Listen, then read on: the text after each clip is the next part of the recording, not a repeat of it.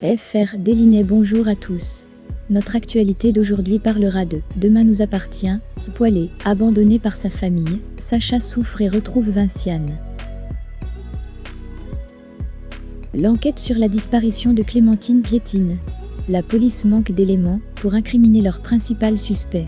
Le sang sur la pelle est bien celui de Sacha. Le bornage de son téléphone, ainsi que l'enquête de voisinage n'ont rien donné. Martin n'a pas d'autre choix que de signifier à Sacha la levée de sa garde à vue. Prévenu par Anna que le compagnon de sa mère était sur le point d'être libéré, Garance se rend au commissariat. Furieux de cette décision et convaincu de sa culpabilité, elle envoie à la tête de Sacha son sac. Ce dernier assure à Garance être innocent, mais la jeune fille se met en colère à tel point que Martin est obligé de la maîtriser. Le commandant Constant réussit à la calmer. Il prend Garance dans ses bras et lui promet qu'ils finiront par coincer Sacha si c'est bien lui le coupable. Après avoir lu un article dans la presse sur la relaxe de Sacha, Vinciane laisse un message sur le répondeur de son ex-amant et lui demande de la rappeler. Mais Sacha ignore ses appels et ses messages. À son retour chez lui, Sacha est accueilli froidement par Ben.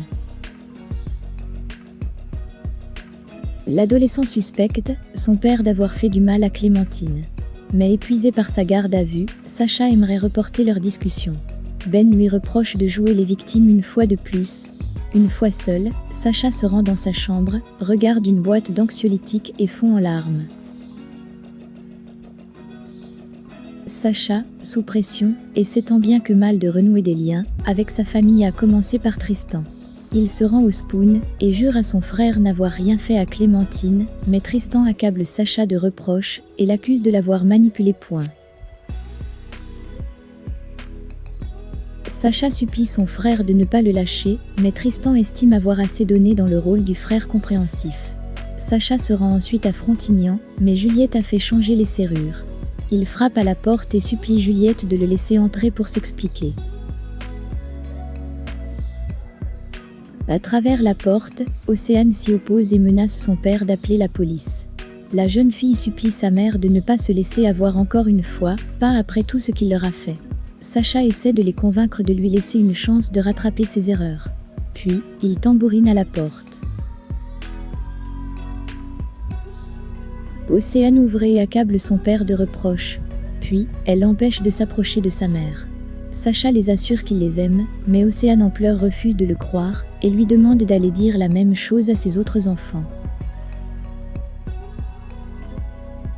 La jeune fille reproche à son père de n'avoir ni honneur ni morale. Juliette explique à son mari qu'il est préférable qu'il s'en aille. Océane se montre blessante avec son père qu'elle traite de minable. Elle espère que la police va le coffrer et qu'il mourra dans sa cellule. Sacha fond en larmes. Rejeté par tous, il est à bout. Il monte dans sa voiture. Sacha boit quelques gorgées d'alcool et prend des cachets. Puis, il démarre en trombe. Sacha va-t-il commettre un acte désespéré? Au petit déjeuner, Maud explique à Camille et Judith qu'elle a trouvé un autre endroit pour répéter. L'adolescente prend un malin plaisir à insister devant Chloé sur le fait que Mona a été super cool, très ouverte et bienveillante. Chloé tique et rappelle à sa belle-fille qu'elle avait finalement accepté qu'elle répète à la maison et qu'elle lui avait même déniché un créneau. Mona est heureuse d'avoir rejoint la banda de Maud. Elle accueille les musiciens chez elle pour les répétitions. Mais avec son hélicon, Mona n'est pas dans le rythme, obligeant Maud à interrompre à plusieurs reprises le morceau pour lui faire des remarques. Victoire sort de 24 heures de garde et découvre une fanfare dans son salon. Excédée, elle souhaiterait les mettre dehors, mais Mona plaide leur cause. Victoire passe chez Chloé pour récupérer les clés de Sandrine. Chloé téléphone à Xavier pour qu'il intervienne. Ni une ni deux, Xavier se rend chez Georges et Victoire et met fin aux répétitions. En rentrant à la maison, Maud confie à Chloé avoir honte vis-à-vis du groupe de musiciens. Non seulement elle a fait entrer Mona dans la banda qui joue très mal, mais en plus son père a viré tout le monde. Chloé et Maud ont ensuite une discussion à cœur ouvert et aplanissent les tensions qui existaient entre elles. Chloé promet à sa belle-fille de lui dire dorénavant en face si quelque chose la dérange. En attendant, faites-nous part de vos commentaires dans la section commentaires ci-dessous. Merci d'avoir regardé et à la prochaine vidéo.